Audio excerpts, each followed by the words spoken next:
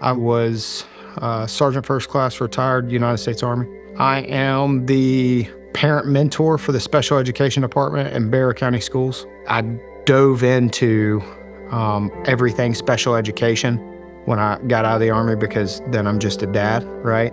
And you have to find your identity somewhere. And so I found it as a dad of two special needs kids at the time.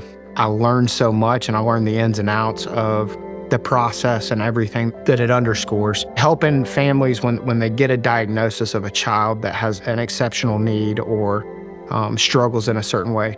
As a dad who's walked that journey, it's very difficult. I want to stand in the gap and help those other families. I didn't have anybody walk it with me that had walked it before.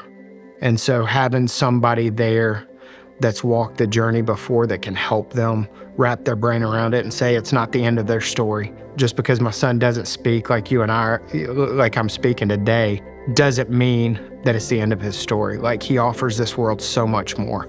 And so having seen that firsthand as a father, I wanted to come alongside the other families in our communities and the other veterans that deal with this and show them that there is a hope for what life can look like. There are resources out there. And so getting them in tune with, I need to submit this application now. My kid's going into middle school. I need to look at doing this new application to make sure that they're ready for high school. When we would have a parent that was in need, like down near a military installation, so down in Columbus or Savannah or somewhere around a military installation, that parent mentor would call me and be like, hey, we know you served. Like, how can you help this family? Because the benefit side of understanding TRICARE and all the benefits that the military offers service members for families with exceptional needs family members is incredible. But until you know all of them, you can't take advantage of it. I see so many of these kids that don't have hope.